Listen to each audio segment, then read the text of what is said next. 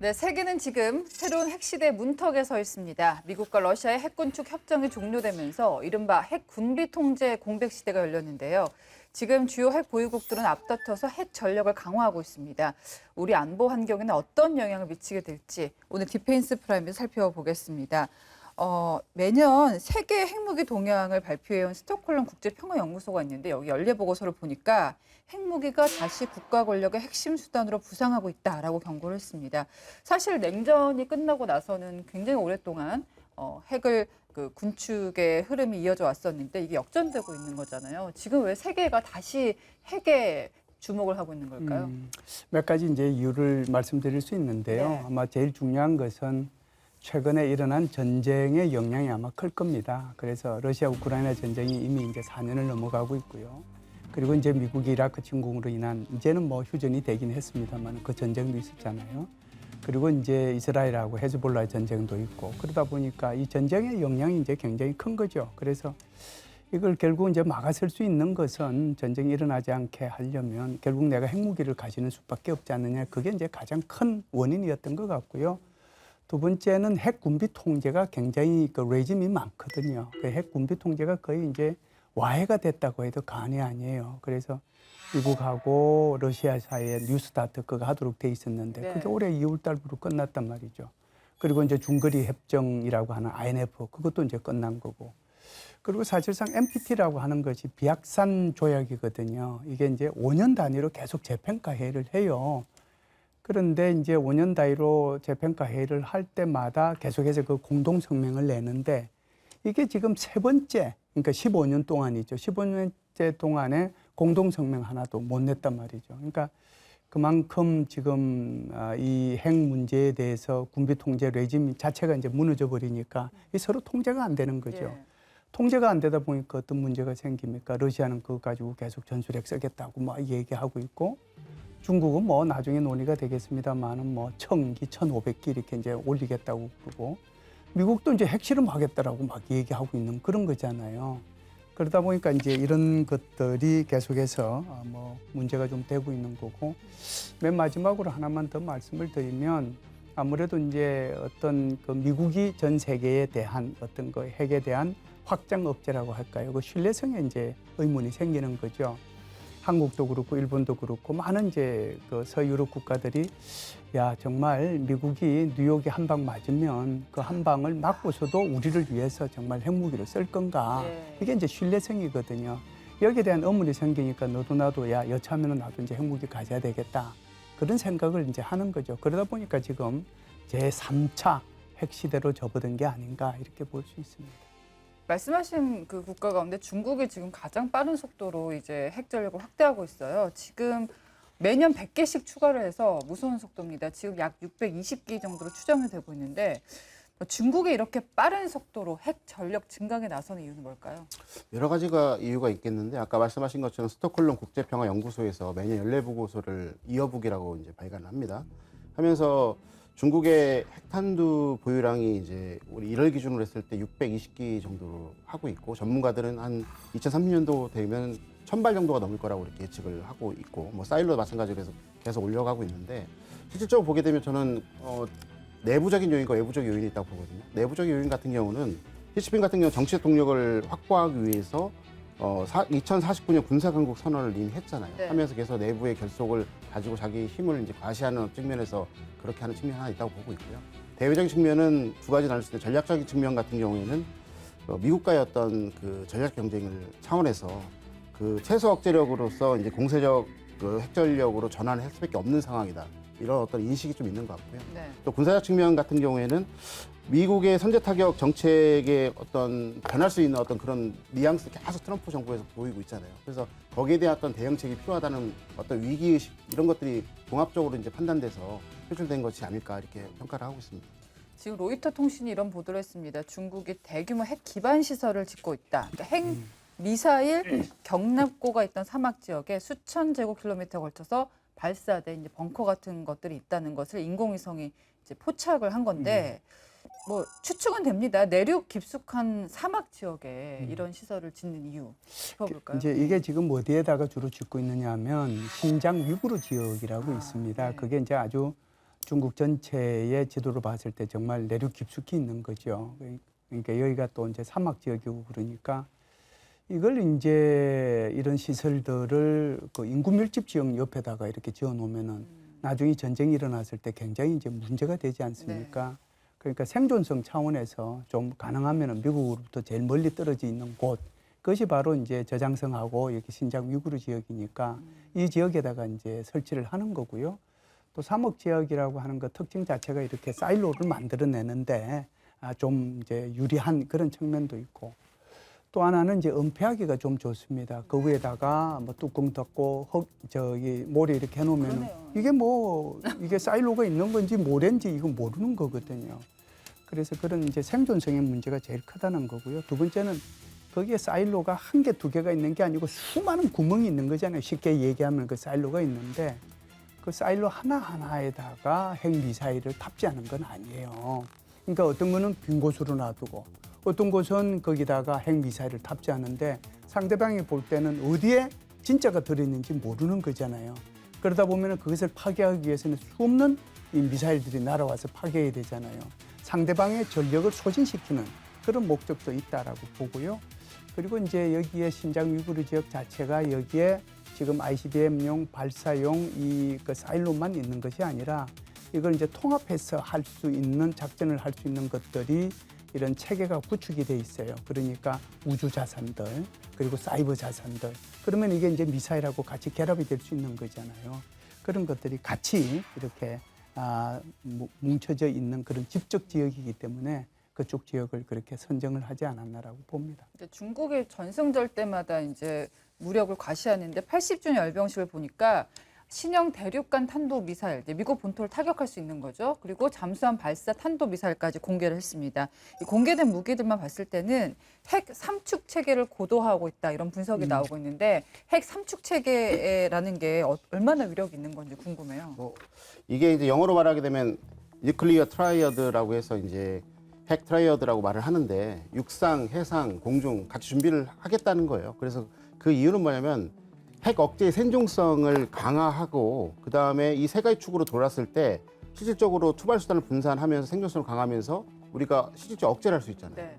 그래서 육상 같은 경우에는 잘 말씀해 주신 것처럼 ICBM 같은 것들을 사일로, 그러니까 경락고에다 놓고 또 이제 테러 이용해서 경락고 쏠 수도 있고 테러 이용해서 어딘지 모르는 곳에 가서 쏠 수 있기 때문에 신속하고 반응 속도가 빨라요. 그리고 기습도를 달성할 수 있는 부분이 좀 있고요. 두 번째 해상축 같은 경우는 우리가 잘 알고 있는 전략 핵 잠수함에서 이제 SLBM을 쏘는 거죠. 이렇게 되면은 핵전쟁 후에도 생존할 수 있기 때문에 2차 타격 능력을 갖고 있기 때문에 적에게 두려움을 주는 거죠. 세 번째는 이제 그 공중축은 뭐냐면 이런 전략 폭격기에다 핵폭탄, 핵탑재, 순항 미사일을 싣고 이제 장거리 비행하게 되면 경고성으로 볼 수 있는 것도 까불지 마 이렇게 할 수 있는 거고 우리 이런 능력 갖고 있어 하는 거기 때문에 이런 세 가지 축을 정치적 상황에 따라서 케바케로 맞춤식으로 해서 경고를 주거나 억지를 할 수 있는 그런 유용함을 보이기 위해서 이 세 가지를 같이 갖추려고 노력을 많이 하고 있는 거고, 대부분의 어떤 그 군사 강국들은 핵을 갖고 있는 군사 강국도 이런 식으로 가게 되고, 북한의 모습을 보게 되면 똑같은 방향으로 지금 현재 핵 전력을 지금 현재 개발하고 있는 것이죠. 그러니까 중국이 이제 둥펑 계열 미사일을 비롯해서 차세대 또 핵 잠수함, 전략 스텔스 폭격기도 개발을 하고 있잖아요. 네. 이런 걸 보면은 이제 핵 군비 경쟁을 촉발하는 핵심 요인이 더 부각된다라는 느낌을 받거든요. 어떻습니까? 네, 그렇죠. 예. 지금 우리 교수님께서 잘 설명을 해주셨는데 삼축 체제라는 게 하늘, 바다, 땅이잖아요. 땅에서는 지금 둥펑 61계열, 그러니까 이게 ICBM이란 말이죠. 거기서 이제 발사를 할 수 있는 거고, 바다에서는 탕급이라고 얘기를 해요. 이거는 진급보다 조금 더 나아진 건데, 이것이 이제 타입 이제 096이라고 얘기를 하는데, 이게 지금 이제 계속해서 이제 만들어내고 있는 거고, 그 다음에 이제 하늘에서는 폭격기가 있잖아요. 폭격기 H-20이라고 얘기를 하는데, 그 H-20이 있는데, 이렇게 되면은 이게 무슨 얘기냐면은 둥펑 계열 같은 경우에는 앞에 다탄두를 싣는데 그 탄두 단일 공 하나에 모두가 몇 개 들어가냐면 12개가 들어가요. 그리고 제가 좀 전에 말씀드렸던 탕급 같은 경우는 SLBM에 24개가 들어가요. 그러니까 24개가 날아가가지고 24군데로 떨어진다는 얘기거든요. 그러면은 이제 지금 중국의 입장에서는 아까 600 몇십 기 그랬는데 2030년 되면은 1000기, 2035년 되면은 1500기 핵탄두를 가지게 됩니다. 그럼 지금 미국과 러시아가 1750기를 이제 데드라인으로 해가지고 서로 이제 이렇게 쭉 서로 견제를 하고 이러고 왔는데 2035년 되면은 이제 중국이 미국하고 러시아하고 대등한 세력으로 돼버리는 거예요. 그러니까 아무리 미국에서 너 중국은 이제 들어와 가지고 우리하고 같이 핵 군비 통제 레짐을 만들어서 우리가 핵을 좀 군축을 하고 좀 줄이고 이렇게 하자고 그래도 중국이 나 1500기까지 갈 때까지는 안 하겠다라고 얘기하는 거거든요. 그래서 지금 말씀하신 것처럼 중국의 이런 핵 전략이 2035년까지 계획이 돼 있는 거죠. 그렇기 때문에 현대화에 아주 이렇게 초점을 맞춰 가지고 열심히 현대화를 하고 있습니다. 예. 근데 중국이 뭐 치고 올라오고 있다고는 하지만 저희가 살펴보니까 핵 전력 강국이 미국과 러시아인데 그게 그렇죠. 그냥 양대 정도가 아니라 두 나라가 핵탄두 전 세계 분량에서 86%를 보유하고 있어요. 그러니까 중국이 올라온다 하지만 여전히 미국과 러시아가 이제 굉장히 많은 것을 컨트롤을 하고 있다라고 볼 수가 있는데 러시아를 보니까요 신형 5세대 ICBM이죠. 사르마트를 앞세워서 핵 전력 과시에 나서고 또 시험 발사 성공했다는 보도가 나왔습니다. 이게 사르마트라는 게 어떤 미사일인가요? 사탄. 국제사에서 사탄을 부르거든요. 아, 네네. 네, 사탄을 부르고 있는데 푸틴이 이걸 어떻게 설명했냐면 준궤도 비행이 가능하다라고. 준궤도. 뭐냐면 100km 이상의 우주로 날아가서 한 바퀴 돌지 않지만 이제 나갔다가 다시 떨어진다는 의미거든요. 근데 지금 대부분을 보게 되면 미국 같은 경우는 본토를 방어하기 위해서 북극을 중심으로 해서 이제 그 MD를 형성해 놓고 있는데 이게 중궤도 비행 가능하면 반대쪽으로 남쪽으로 보내게 되면은 공격을 당할 수 있다는 거죠. 그러니까 어마무시한 건데 이 사탄 2가 러시아에서는 2000년대 초반부터 개발을 했다고 해요. 하는데 탄두를 16개까지 넣을 수가 있고요. 극초음속 탄도 탑재도 가능하다고 합니다. 그리고 또한 이제 마하 20까지 가는 거고요. 그 다음에 변칙 기동도 가능하고, 그 다음에 더 중요한 거는 히로시마하고 나가사키에 투하된 원자폭 포탄보다 2000배 정도의 위력을 갖고 있다고 하고 있거든요. 그런데 문제는 뭐냐면 다수의 국제사회 전문가들이 뭐라고 얘기하냐면 이게 2024년도에 시험 발사 중에 좀 폭발하는 그런 좀 안 좋은 일이 좀 있었어요. 러시아 입장에서는. 네. 그렇기 때문에 이런 걸 봤을 때 정말 그 이야기를 믿어야 되나 안 믿어야 되나 그런 뭐 의구심 갖는 사람들도 있지만 핵은 핵이에요.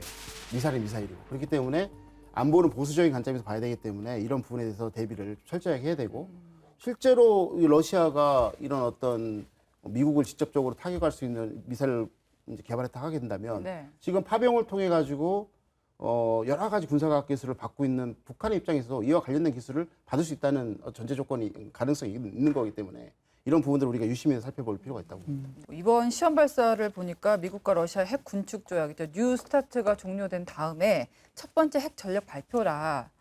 러시아가 어떻게 보면 굉장히 공교로운 시점에 사르마트를 전면에 내세운 거잖아요. 그렇죠? 예.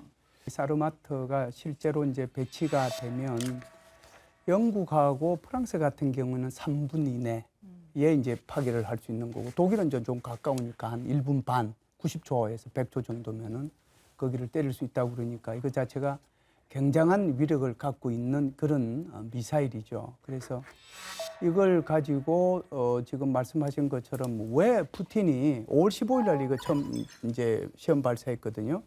그리고 지금 얘기하고 있는 것이 그날 시험 발사하고 훈련하고 올 연말까지 실전 배치하겠다고 하는 거예요. 그럼 이렇게 이제 서두르는 이유가 있을 거 아니에요. 네.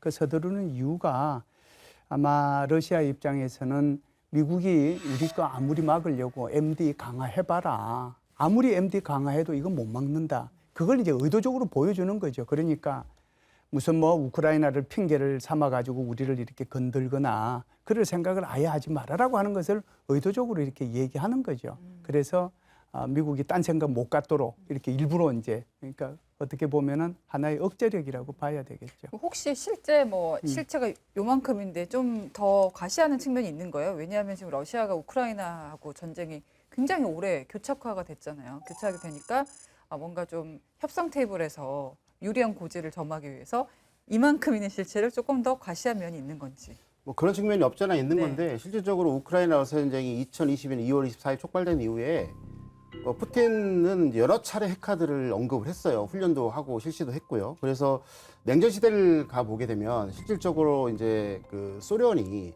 나토라든가 이제 미국의 전력에 비해 재래식 전력이 약하다 보니까 이제 그거를 대체하고 상쇄할 목적으로 핵 전력을 계속해서 이제 만지작거리면서 위험한 가격 전략을 이제 써왔거든요. 그런 측면에서 있는데 지금 이제 4년이 넘어서 장기 여전이 되고 있기 때문에 네.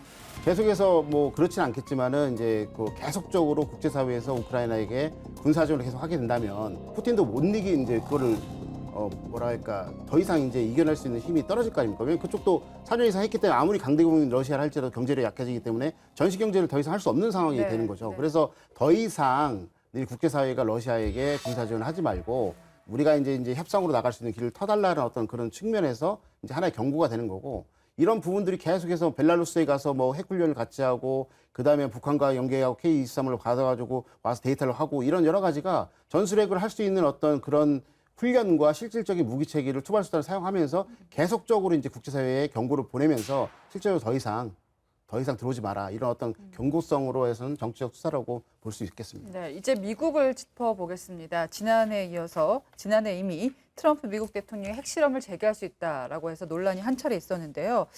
따져보니까 1992년이 마지막 핵실험인 거예요. 벌써 34년 전이잖아요. 그렇죠. 그렇죠. 이게 가능한 겁니까? 글쎄요. 이제 네. 작년 10월 달에 트럼프 대통령이 느닷없이 이 얘기를 해서 뭐 저도 깜짝 놀랐고 전 세계가 야 이거 정말 미국이 핵실험하면 이거 어떻게 되는 거지? 그래서 그러면 미국만 이제 핵실험으로 끝나느냐는 거죠. 그것이 이제 전 세계의 다른 나라들도 서로 이제 핵실험하겠다고 이제 나서게 될 거고 그리고 이제 이 핵을 가지지 않는 국가들조차도 핵 개발을 통해 가지고 핵실험하겠다고 이렇게 나설 그런 상황이잖아요.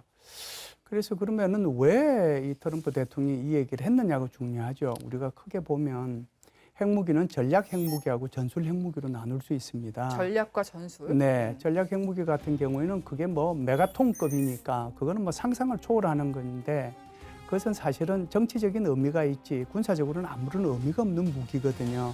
나 이 정도 능력 있어, 너 이 정도 때릴 수 있어. 그런데 실제로 그걸 때릴 수가 없어요. 다 그냥 잿더미가 돼버리니까. 그런데 이제 전술 핵무기 같은 경우에는 우리가 히로시마 나카사키에 떨어진 게 한 15KT에서 20KT 정도 되거든요. 킬로톤.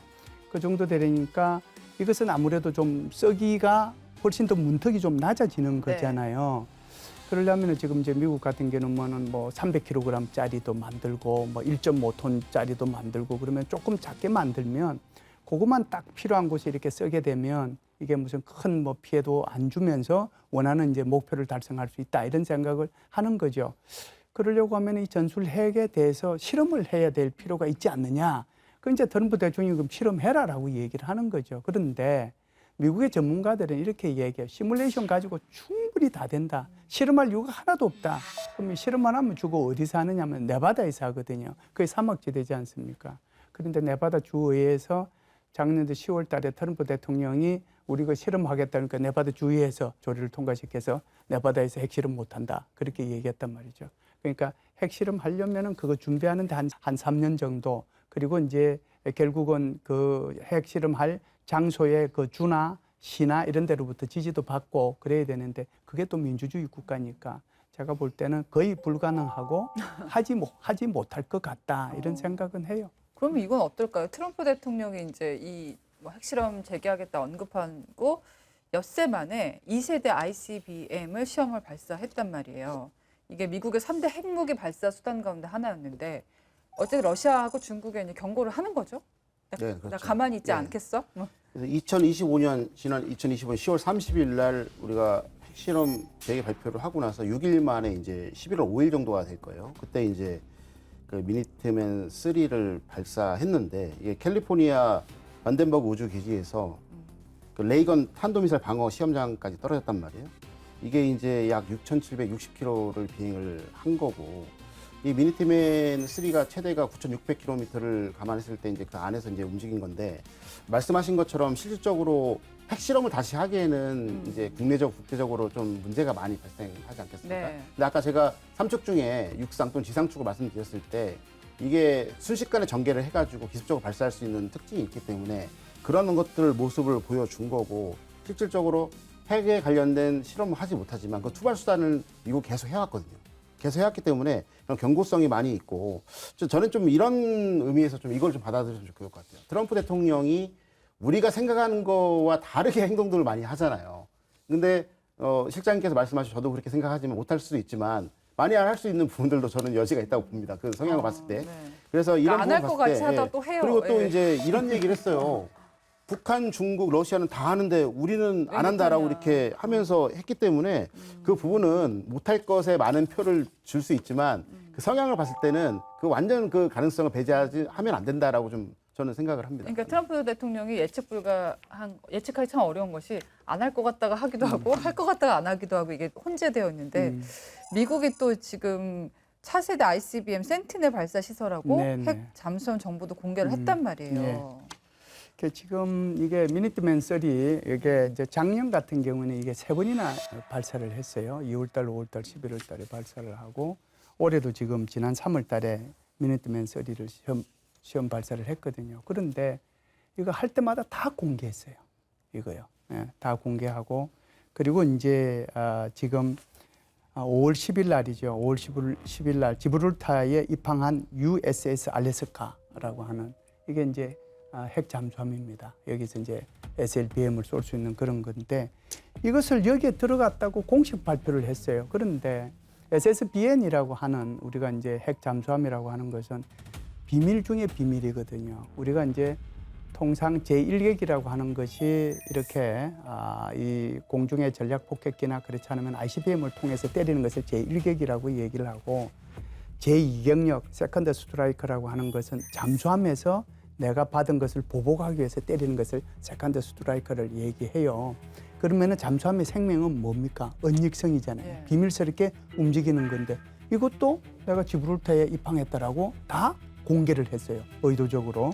그리고 이제 지금 말씀하신 것처럼 미니트맨 3가 뭐 2세대 같으면 이제 3세대 어떤 ICBM이라고 할 수 있는 LGM-35A라고 하는 센티넬 이 센티넬의 발사 시설 그리고 이제 그 건설 일정 그리고 이제 여기에 대해서 우리가 2027년까지 이걸 가지고 실제적으로 발사 계획이 있고 실전 배치는 2030년까지 하겠다. 이 계획도 로드맵조차도 다 공개를 해버렸어요, 미국이.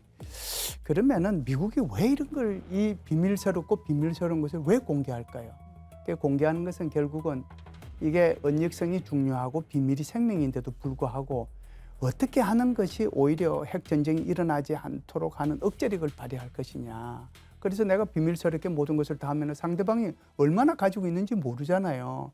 그런데 내가 이것도 가지고 있고 저것도 가지고 있고 이것도 가지고 그것을 다 바깥으로 이렇게 보여주면 쟤 굉장히 엄청난 거 가지고 있네 라고 인식을 한단 말이죠. 그러니까 아예 그냥 덤빌 생각을 안 하는 건데 그래서 이렇게 하는 이유는 결국은 억제를 하는데 숨겨진 억제보다는 아예 이제 보여주는 억제 그러니까 보이는 억제 이쪽으로 방향을 틀었다. 네. 그래서 이제 우리가 좀 전에도 논의는 했습니다만은 러시아는 러시아대로 그거 다 공개하잖아요. 중국은 중국대로 다 이제 물론 중국 스스로가 이걸 공개하지는 않았지만 네. 우리가 위성을 다 그렇죠. 통해 가지고 한 걸 다 공개했단 말이죠. 결국은 서로가 이제 군비 경쟁의 시대에 핵 군비 경쟁의 시대에 접어들었는데 이걸 보면은 전쟁이 일어나면은 핵 전쟁이 일어나면은 그 완전 전체가 다 이제 잿더미가 되는 거고 이런 것들을 보여줌으로써 서로가 핵 전쟁을 일으키지 말자라고 하는 억제력을 발휘할 수 있는 그런 측면이 있기 때문에 네. 그랬다 이렇게 봅니다. 이건 어떻습니까? 이제 뭐 역사적으로 당연한 얘기죠. 미국하고 러시아가 핵 군축 협정의 주체였는데 중국이 치고 올라오니까 이제 중국도 협상 테이블에 올라와라. 이렇게 미국이 권하고 있어요. 중국이 싫다는 거예요. 뭐 추측도 가능하고, 예, 미국은 왜 굳이 또 중국을 끌어들이려고 하고 또 중국은 또 안 가려고 하는 이유는 뭘까요? 당연하게 미국 입장에서는 중국이 더 이상 못 크게 만드는 거고. 근데 중국의 입장에서는 내가 우리가 나가봤자, 너희만큼 우리가 핵전력 갖고 있지 않은데 여기서 이제 군축을 해가면 우리만 손해 아니냐 그 얘기를 하고 있는 거거든요. 근데 지금 보게 되면 미국은 뭐라고 얘기하냐면 미국이 뉴 스타트에 묶여 있는 동안 중국이 자유롭게 핵전력을 강화했다라고 강조를 하고 있는 거예요. 그러면서 아까 수치는 다 말씀을 드렸고 그래서 국제사회 평화를 위해서 비핵화를 위해서는 반드시 중국이 참여를 해야 된다라고 얘기를 하고 있는데 중국 외교부는 이제 지난 3월 달에 2월 달에 뭐라고 얘기했냐면 중국과 미국 핵무기 수준은 전혀 같지 않아. 그렇기 때문에 현 단계 중국이 협상에 참여할 필요는 없고 공정하지도 않아. 이건 합리적이도 아닌 거야 라고 이렇게 얘기를 하고 있는 거예요. 그래서 팽팽한 기싸움을 하고 있는 건데 아까 그 이유를 말씀드렸고 여기에 또 이제 같은 권위주의 국가에 같이 서서 있는 러시아도 한몫을 하고 있죠. 중국을 불러들이려면 야, 니네 새로운 그 군축 협상에 핵 보유국은 프랑스, 영국 다 같이 들어와야 되는 거 아니야? 이런 식으로 얘기를 하고 있는 거예요. 결국 뭐냐면 이 전략적 경쟁 시대에 핵이 갖고 있는 그 가치가 어마무시한데 그걸 누가 지금 포기를 하겠습니까? 지금 현재 전쟁 시대. 그렇기 때문에 이런 부분에 대해서는 계속적으로 논쟁이 있을 것이고 그럼에도 불구하고 트럼프 대통령 입장에서는 평화적인 어떤 방법으로 해 나가라자는 메시지를 보여주면서 자기 이미지 개선은 되겠죠. 노벨 예. 평화상도 받고 싶어요. 그런 어떤 의도도 있을 수 있어요. 예. 근데 아까 실장님이 되게 중요한 말씀을 해주셨어요. 이제 미국이 많은 나라들 핵 우산 역할을 했잖아요. 네, 네. 우리도 마찬가지고. 예, 근데 예. 더 이상 미국만 바라보고 있을 수 없다라는 여론이 국제 여론이 형성이 되고 맞아요. 있는 것 같고 맞아요. 그 일환으로 이제 유럽연합 회원국 가운데서 프랑스가 이제 핵 보유국인데 그렇죠. 핵 전력 증강을 선언했단 말이에요. 또 유럽 국가들도 호응하는 분위기고 이 부분 설명해 주신다면요. 좀 전에 우리 이제 조수빈 앵커님께서 말씀하신 게 트럼프 대통령의 그 성품을 한마디로 얘기하면 불확실성이잖아요. 그러니까 이 불확실성에 대한 두려움이 유럽 국가들은 다 있는 거죠. 야, 저 사람 진짜 우리한테 이거 핵우산 제공 안 해주는 거 아니야? 이런 생각을 이제 다 가진단 말이에요. 그러니까 이제 트럼프 대통령이 한 발언 속에 이제 그런 의심이 들 수 있는 말들을 굉장히 많이 했거든요. 그러니까 야, 이거 국방비 5% 이상 안 내고 뭐 안 내면은 그래 의무 수행 안 했으니까 나 그 사람을 위해서 나토 이렇게 가동 안 하겠다 이렇게 얘기를 했고 지난번에 뭐 이렇게 그 이란에서 거기 군함 좀 보내달라고 그랬을 때 이제 유럽에서 좀 비직거리긴 했잖아요. 그러니까 트럼프 대통령 화가 나가지고 야, 나토 우리가 필요로 했을 때 나토는 없었고 앞으로도 우리가 필요할 때 나토도 없을 것이다 이렇게 얘기를 하면서 나토를 완전히 뜯어고치겠다고 얘기를 했거든요. 국방부 장관도 그 얘기를 했어요. 그러니까 뭐 이거는 최근의 문제이긴 합니다만은 나토가 이렇게 바뀌게 되면 아마 공군력 정도가 3분의 1 정도 이렇게 빠지게 될 거고 아마 해군 공군력도 아마 상당한 부분이 빠지리라고 생각을 합니다. 그러다 보니까 이제 프랑스에서는 마크롱 대통령이 딱 생각을 한 거죠. 그래서 프랑스 그 잠수함 기지를 이제 이게 마크롱 대통령이 지난 3월 2일을 갔는데 거기서 독트린을 발표를 합니다. 소위 말해서 마크론 독트린이죠. 네. 그러니까 전진 억제라고 하는 건데 그 전진 억제 독트린 네 가지가 첫 번째는 이게 핵탄두수를 우리가 증가시키겠다. 그리고 핵탄두수 증가되더라도 그 숫자에 대해서는 말하지 않겠다라고 얘기하고 그다음에 핵탄두는 여태껏 프랑스 영토 내에만 있어야 되는데 그것을 다른 나라에도 보내줄 수 있다라고 이제 얘기를 하고 그리고 이제 마지막으로는 이거를 유럽 국가들하고 같이 이 문제에 대해서 협력을 할 수 있다라고 얘기했어요. 그러다 보니까 유럽 국가들은 딱 대기하고 있다고 얼른 너도 나도 그냥 나 그러면 네 해구산 들어가겠다라고 얘기를 했단 말이죠. 그 나라들이 모두 9개 국가고요. 지금은 이제 협상이 돼서 완료한 국가가 한 2-3개 국가고 9개 국가 중에서 나머지 국가들은 지금 협상 중에 있습니다. 그럼 제가 볼 때는 이제 이게 들어가게 될 거예요. 그러면은 이 유럽 국가들 입장에서 보면 이게 그러면은 미국을 빼고 미국이 핵우산 안 받고 완전히 이제 프랑스의 핵우산 속으로 들어가느냐? 그거는 아닌 것 같고요. 하나의 그 보험을 드는 거죠. 여기 그렇죠. 여기 이제 미국이 해주는 것을 당연히 생각하지만 이 불확실성 때문에 일단 하나 더 보험을 프랑스에 들어놓는 거죠. 아마 이렇게 되면은 영국하고 프랑스가 더 힘을 합해가지고 숫자는 더 늘어날 수도 있겠다는 생각이 들고요. 가입하는 국가들. 그리고 프랑스는 핵무기 숫자를 더 늘릴 가능성이 있다 이렇게 보죠. 그러니까 그러다 보니까 뭐 군사적인 것뿐만 아니라 뭐 영국도 유로에 다시 들어갈 수도 있다는 얘기도 나오고 이제 유럽의 핵 안보 전략 자체가 완전히 판이 다시 짜지는 걸까요? 저는 좀 부정적으로 보고 있는데요. 네. 이유는 뭐냐면 이거 이전에 또 이제 유럽 전체 그의 대드론 체계도 뭐 한번 구축하자는 논의도 되게 많이 있었어요. 이제 러시아의 어떤 장거리 자폭 드론이 있으니까 그 할 때마다 이제 삐딱선을 타고 나오는 게 프랑스예요. 예, 프랑스는 좀 뭐가 자기가 주도를 좀 해야 되고 독자적인 뭔가를 가지면서 주변을 이렇게 규합하려는 어떤 그런 모습이 있는 거거든요. 근데 실질적으로 이제 미국이 제공하는 해구산이 있지만 이제 프랑스가 중심이 돼서 이제 그걸 하나의 보험으로 들고자 하는 어떤 건데 그걸 하기 위해서는 엄청난 돈이 많이 들겠죠. 그러게 되면 또 감시, 결심, 대응 자산을 다시 다 오거나이징을 해야 되고 새로 깔아야 되기 때문에 그 언제 될지도 모르는 어떤 부분이 있기 때문에 제가 보기에는 이런 부분에 대해서는 프랑스의 어떤 정치적인 어떤 입지를 강화하고 하는 위치에서 가겠지만 실현 가능성은 되긴 되겠지만 또 되게 딜레이가 될 것이라고 좀 보고 있고요. 네. 근데 문제점은 뭐냐면 그런 식으로 돼서 이제 프랑스가 제공하는 해구산이 되게 되면 그거에 관련된 결정권은 프랑스 대통령이 갖게 되는 겁니다. 그렇게 되면 먼 훗날은 지금의 친구가 적이 될 수도 있고 지금의 어떻게 어떤 될지 친함이 모르죠. 예. 불행이 될 수도 있는 부분이 있기 때문에 그런 상황이 되었을 때 이 마지막 결정권을 프랑스 대통령이 갖고 있다는 것 자체가 또 하나의 위험이 될 수 있는 부분이 네, 좀 네, 있는 거거든요. 네. 그래서 이렇게 되게 된다면 결국에 지금 트럼프 대통령 입장에서는 5%가 올려. 니네가 할 건 니네가 다 해. 그리고 니네 우리 이란하고 뭐 할 때 안 보내줬잖아. 이런 불협화음이 됐는데 이제 그 트럼프 대통령의 이제 집권 시기는 얼마 남지 않았어요. 그럼요. 그리고 다음 집권은 누가 할지 모르고 또 친유럽화 될 수 있는 부분이 있기 때문에 이런 부분들은 좀 변동 가능성이 있다. 이렇게 측면에서 좀 봐야 되지 않을까 이렇게 생각이 됩니다. 저희가 이런 주제를 한참 동안 얘기하는 이유가 사실 우리가 북한이 있기 그렇죠. 때문이잖아요. 네. 북한의 핵 전력 때문인데 예. 북한이 정말 날이 갈수록 핵무기도 늘리고 운용 체계도 고도화하고 있거든요. 네. 진짜 현실적으로 전문가 입장에서 어느 수준까지 발전했다라고 평가하십니까? 북한이요. 네. 북한이 핵무기 개발한 지가 벌써 이제 꽤 오래됐지 않았습니까? 그래서 뭐 핵실험도 6차례에 걸쳐서 다 했고, 그래서 지금은 이제 소형화, 다중화의 경량화에 다 이제 완성이 됐다라고 보고요. 그것도 이제 전략 핵무기뿐만 아니라 전술 핵무기도 완성이 됐다. 이렇게 이제 북한은 주장하고 있는 거예요. 전략 핵무기 같은 경우는 여전히 좀 이렇게 검증해야 될 부분들이 있긴 있습니다. 그것뿐만이 아니고 중요한 것은 이런 거죠. 핵이 이제 예를 들어서 자기네들이 얘기할 때는 핵무기가 어느 곳에서 자기 쪽으로 북한 쪽으로 오게 되면 여기 경보 체제가 있어야 되잖아요. 이것을 화산 경보 체계라고 그래요. 그러면 화산 경보 체계가 발동하고 나면은 이걸 가지고 다시 때려야 되잖아요. 네. 이것을 핵 방아쇠 체계라고 얘기를 합니다. 그래서 이제 여기에 대한 훈련도, 여기에 대한 화산 방어 훈련도, 그리고 핵 방아쇠 체계 훈련도 지금 이제 북한이 하고 있는 수준이죠. 북한의 공군력이라고 하는 것은 거의 없어요. 다시 삼축 체제로 돌아가면은 그럼 공군력만 빼고 육군하고 이제 해군이 문제잖아요. 그래서 육군 같은 경우에는 ICBM이 지금 화성 20평까지 지난번에 이제 다 공개를 하고 그랬지 않습니까? 아직 화성 20평에 대한 실험조차는 안 했지만 완전히 미국 이제 전체 이 본토를 다 공격할 수 있는 그런 능력이 있다라고 북한은 주장하죠. 물론 이제 재진역 기준이나 뭐 이런 것들은 좀 봐야 되는데 그럼에도 불구하고 기존에 이런 북한이 가지고 있었던 거하고 좀 다른 것은 거기에 다탄두 이게 이제 대충 한 6개 정도는 들어갈 수 있는 모형 그 정도 됐으니까 그 정도의 능력은 있는 게 아닌가 보고요.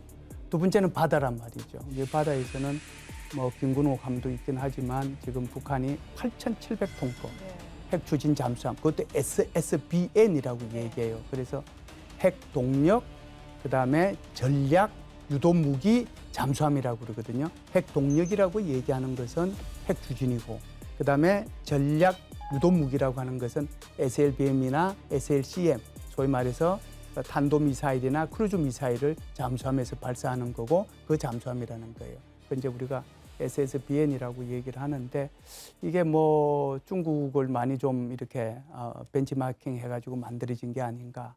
그렇다라고 하면은 지금 북한의 그 핵 그 능력이라고 하는 것은 우리가 정말 무시할 수 없을 정도로 상당한 수준에 가 있다라고 볼 수가 있죠. 근데 북한의 핵 유학에 대응하는 한미 핵협의 채널이 있잖아요. 네네. 이거를 이제 핵협의 그룹 NCG라고 하는데 네. 얼마 전 회의가 열렸습니다. 네네. 여기서 핵 재래식 통합 운용 체계를 구체화하기도 했는데 지금 말씀하신 대로 뭐 북한의 핵 위협이 어쨌든 뭐 적극적으로 하고 있는 네네. 상황에서 네.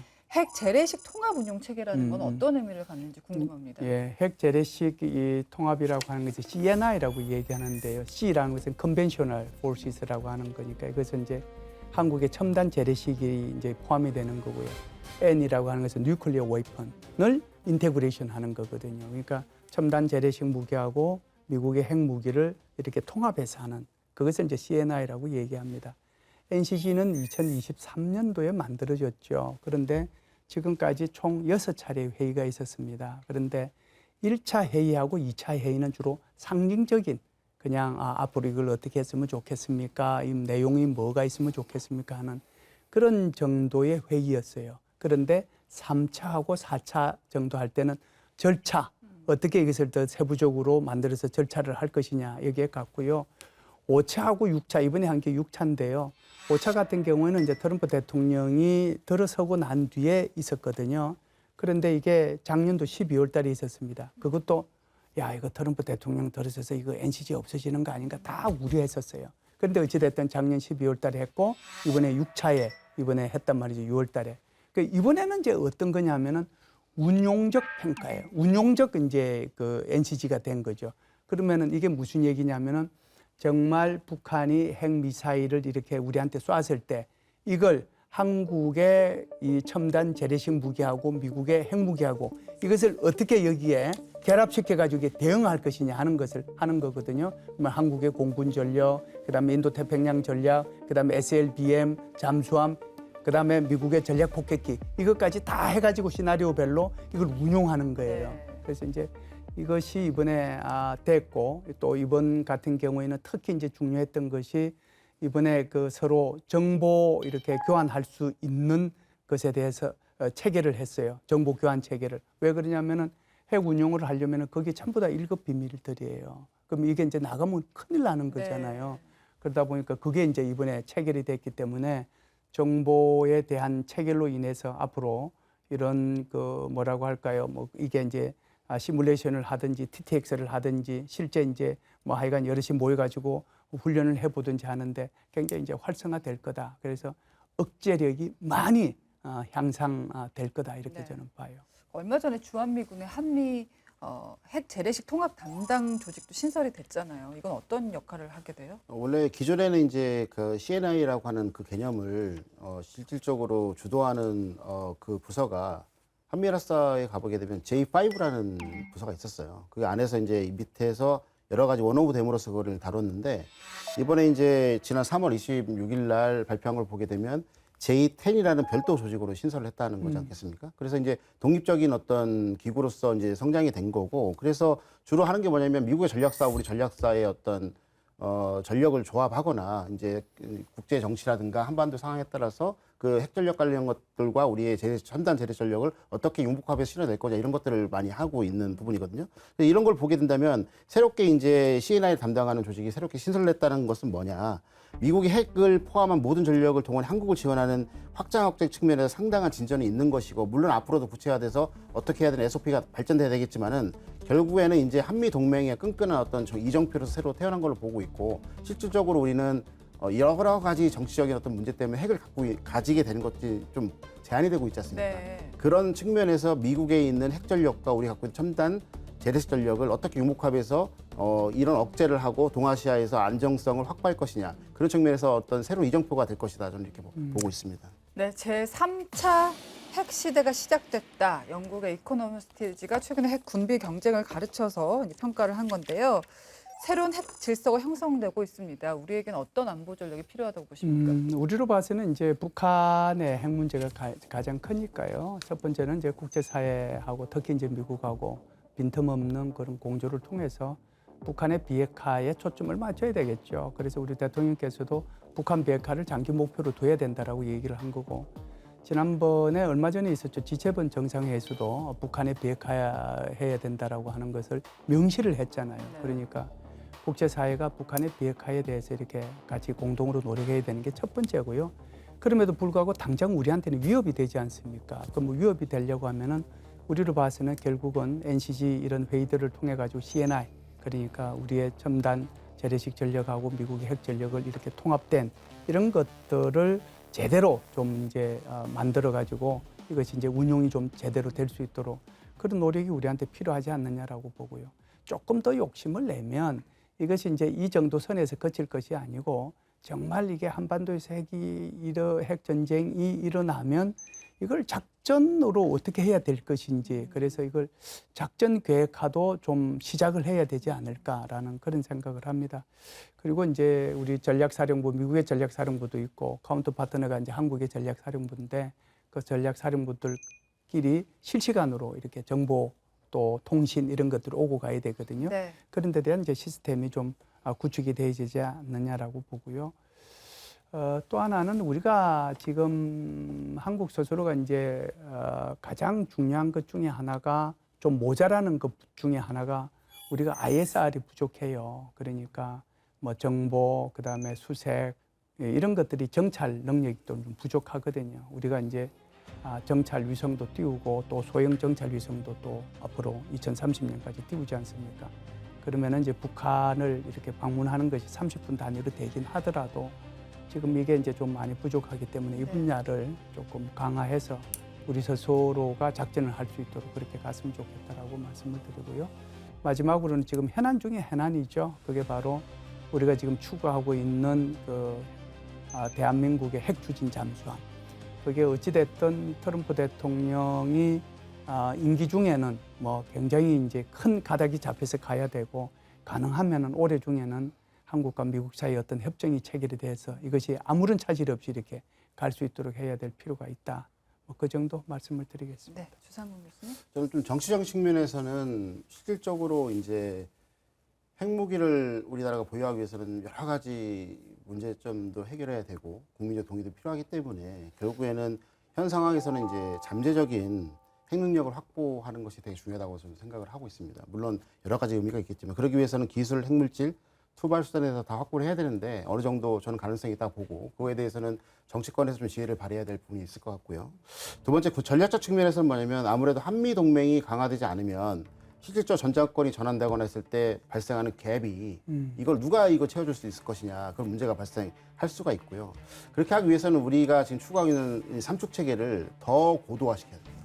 고도화시켜야 되는데 문제는 뭐냐면 위성이라든가 아까 말씀드린 그런 이제 위성 그런 것들 그다음에 다른 어떤 여러 가지 첨단 무기 체계가 시간이 걸리고 그다음에 돈이 많이 들어갑니다. 근데 우크라이나 러시아 전쟁을 보게 되면 새로운 전쟁의 이제 객체로서 누가 등장했냐면 글로벌 IT 기업들이 들어왔어요. 그러니까 스타링크와 같은 것들, 그 다음에 이제 막사 테크놀로지 이런 것들이 다 계속해서 위성 사진이라든가 통신을 지원해주고 있지 않습니까? 그러면 예를 들어서 그 외국의 제가 특정 업체는 말씀 안 드리겠지만은 이제 저궤도 위성 중에 사 위성을 계속해서 운용하는 상용 위성들이 있어요. 그런 것들을 협력을 통해 가지고 이제 우리가 그 체계를 갖추기 전까지 갭필링을 할 수 있는 그런 지혜를 발휘할 수 있는 부분이 좀 있고요. 네. 근데 마지막으로 군사 측면에서는 뭐냐면 만약에 한반도 유사시가 딱 되게 되면 이제 전략사령부가 갖고 있는 자산이 저는 없다고 보고 있어요. 전쟁을 다 올인해야 되는데 전략사령부가 운영할 수 있는 재래식 전력이 뭐가 있을 것인가를 고민을 해봐야 되고 이 부분에 대해서 우크라이나군이 우리에게 주는 교훈이 하나가 있습니다. 우크라이나군은 2024년 6월 달에 무인체계군을 만들었습니다. 그게 Unmanned System Forces인데 걔네들이 우크라이나 전체 갖고 있는 드론 부대의 3%만 갖고 있어요. 그러나 걔네가 달성하고 있는 그 전략적 작전적 효과가 우크라이나 전체의 70%가 나오고 네. 무슨 말씀이냐면 많이 갖고 있는 게 중요한 게 아니라 똘똘한 거를 갖고 있어야 되는 거예요. 그러면 우리가 이란하고 미국이 전쟁을 할 때 중요한 게 뭐가 나왔냐면 위험한 지역에 유무인 복합 전투 체계라도 사람을 보내면 안 된다. 그래서 B-21 레이더와 그다음에 루카스를 하나로 조합을 해서 무인 편대를 보냈듯이 이렇게 가성비 좋은 것과 하나의 똘똘한 C2를 지능형으로 연결해 가지고 이런 것들을 몇 개를 전략사령부 갖고 있어야지만 미국에 있는 전략사령부하고 어떤 얘기를 할 때 니네 이거 할 거야? 난 이거 할 수 있어. 네. 라는 어떤 그런 밸런스가 맞춰지는 거지. 저쪽은 핵전력을 갖고 있고 우리는 첨단 재래전력 갖고 있는데 전쟁이 일어나고 다 한미연합사령부에 갖다 주고 전략사령부 갖고 있는 게 없다면 안 되잖아요. 네. 그래서 이런 부분들이 무엇이 있을 것인가 전략사령부가 하루빨리 연구개발과 전력화를 통해서 이런 것들을 이루어가야 된다. 이렇게 말씀드리고 싶습니다. 네, 오늘은 핵 다극화 시대로 접어든 국제 안보 질서의 변화 살펴봤습니다. 오늘 준비한 내용 여기까지고요. 저희는 매주 금요일 저녁 8시 KFN에서 찾아갑니다. 시청해주신 여러분 고맙습니다.